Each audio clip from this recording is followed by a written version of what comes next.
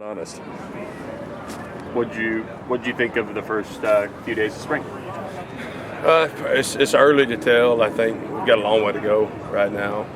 Just looking at where we're at, part of that's probably cross-training some guys, but also trying to get a good amount of new guys dialed into what's going on. So I thought the first day the effort wasn't to our standard. I thought the second day it was a lot better.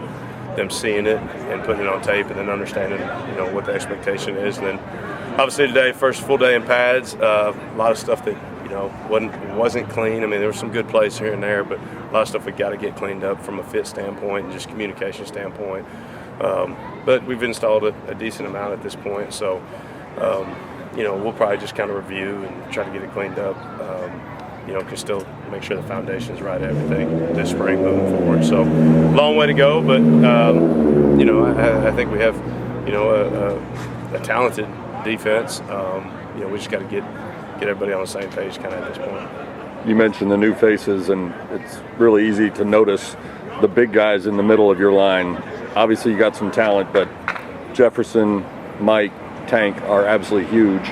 What does that do for what you and Coach Tibbs can call and what you can do with the defensive line to have that size?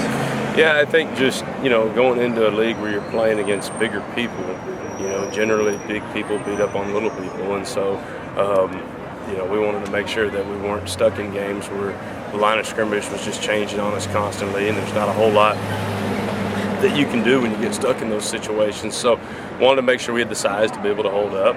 I think that, obviously E-Chat was a really athletic three technique that posed a lot of problems for people, though, so that's not a knock on him because he was one of the best D tackles in the country over the last couple of years. So, so we're built a little bit different than what we were in years past with, Big Jordan in the middle. He was a big guy, but lower center of gravity guy. So kind of, I think today will tell a lot just looking at where we're at. I think Coach Tibbs does a phenomenal job as far as a technician with our D-line, and so I think the more time they have with him, I think that's one thing that we've seen when you look at Elijah Robertson, you look at Jordan Miller.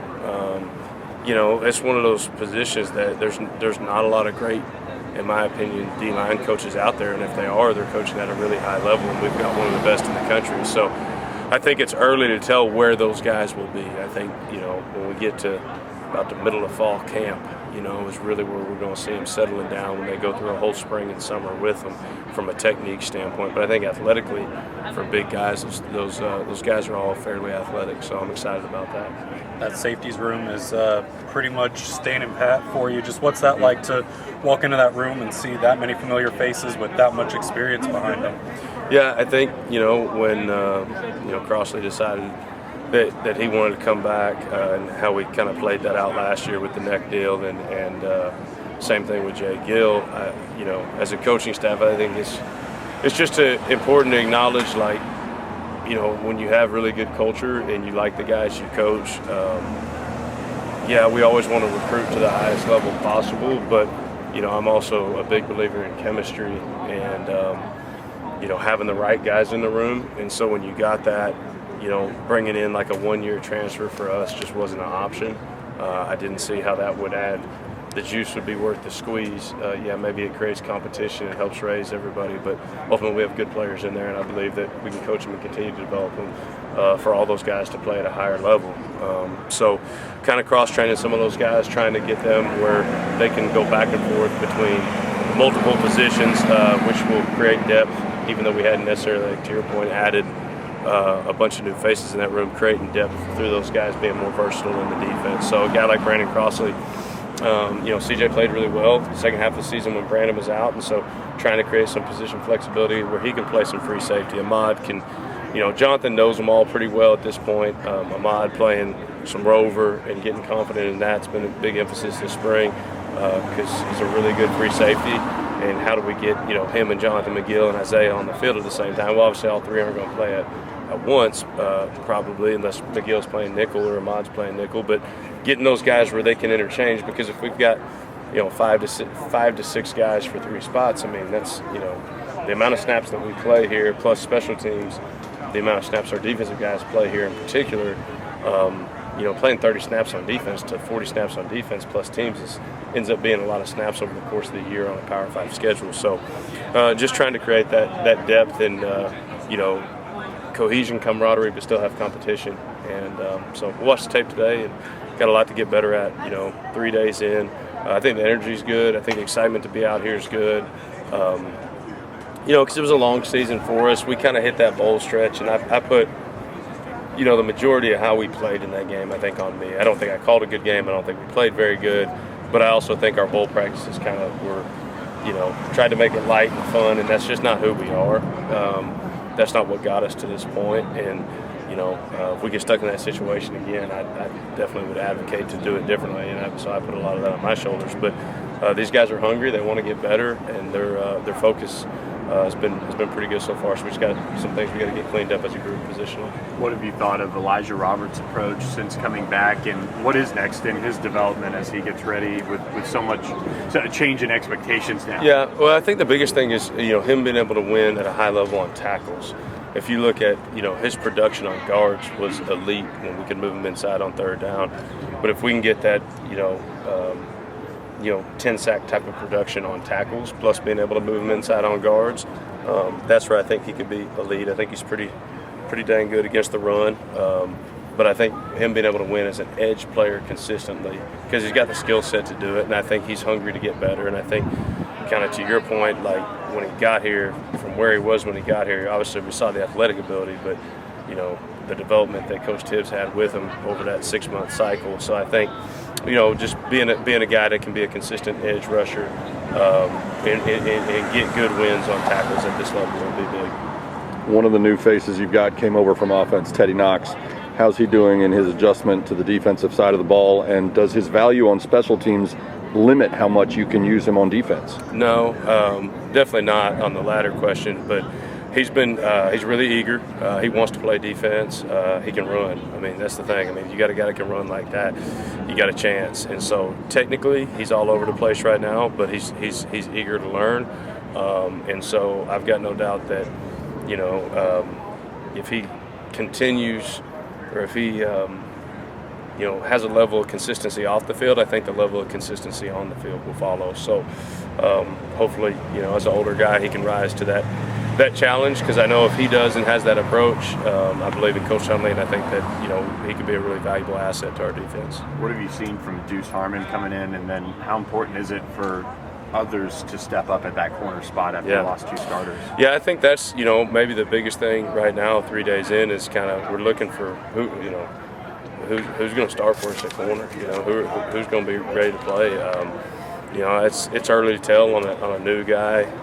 3 days in, probably head spinning a little bit, but we expect we know the athletic ability's there, and so we're going to hold him to a standard and a fire that maybe he hadn't been held to, I don't know, in the past, but we know what's there and the ability there, so hopefully he'll be able to come on. I've been impressed with AJ.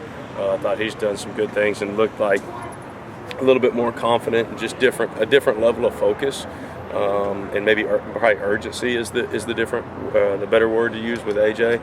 And so that's been good for us to see. We really needed to see that for him to be able to kind of take a step to be in the rotation.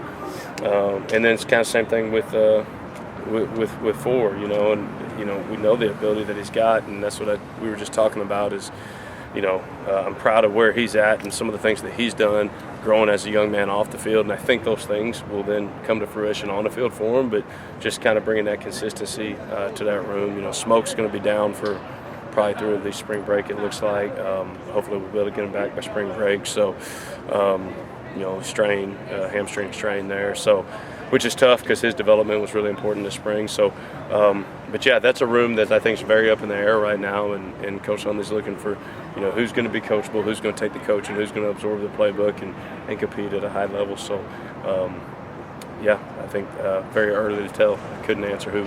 If you said who's going to start day one, I have no clue at that position.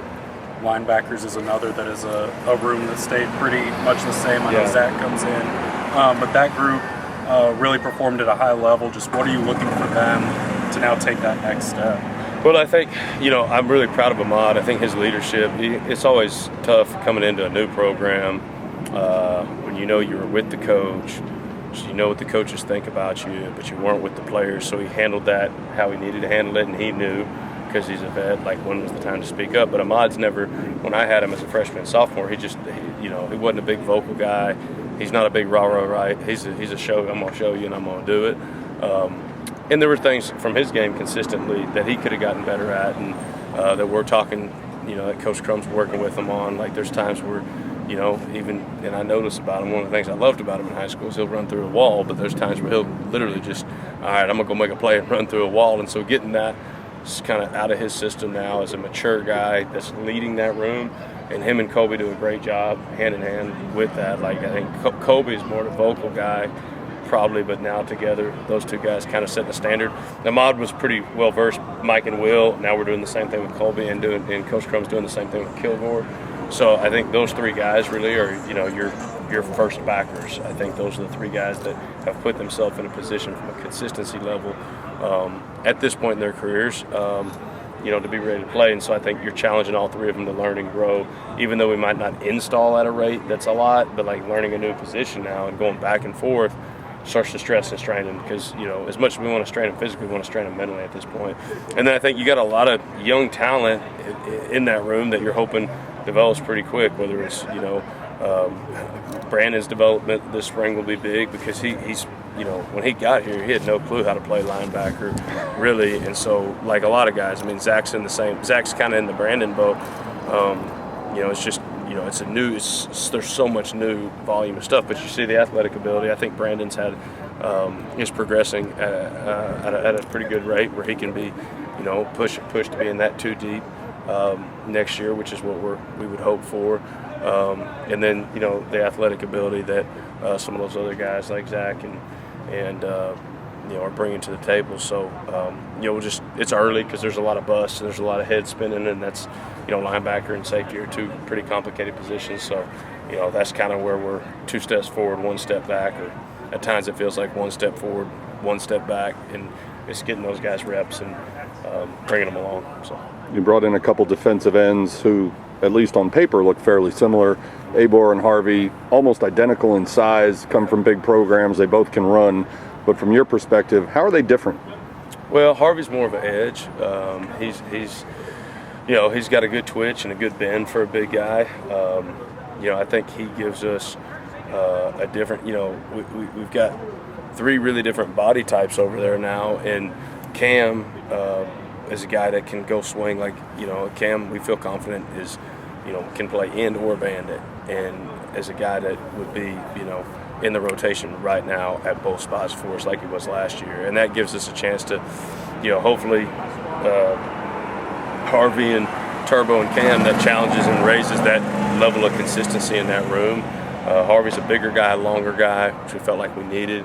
Turbo's an elite edge guy, and so, I'm really proud of Turbo because he's bought into putting the weight on. He's up to close to 240 now. We just got to get him to a level of consistency every single practice, and he knows that. I mean, Coach Dunham's going to hold him to that standard, but we know that those guys are different, and so, there's going to be times where we're going to have, potentially all 3 of those guys plus Elijah on the field this spring together, just to have, an elite group of speed guys on third downs and some of those things that, I think is exciting that if we can get to this spring. I hope we can, so we can start to do some of that stuff. So I think he's big just because he's a different body type. He's a good edge. He's got good rush ability. I think, those guys, get to play more in a 2-point stance and a little bit more well-versed. The ends are more true D ends for us. I mean, we try not to drop the 280-pound guys. We work it in practice, but, I called that probably, 5 times last season because why would I drop a guy that's got 10.5 sacks? So even though sometimes it looks really good on paper, it's like, yeah, we dropped him one yesterday, and Elijah did have a pick 6 yesterday or 2 days ago, but we also dropped one that probably should have had a pick 6 on. The ball went right by him. But it is a big, big long guy you have to throw through. But so I think right now Harvey just continue to get reps and grow and learn in the system will be big for him.